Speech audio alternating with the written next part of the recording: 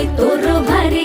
दिसते भारी गणपतीची स्वारी अन आला धादिस मामाच्या घरी मालवण चिपळूण सावंतवाडी माझ्या कोकण गावांचो दिमाग भारी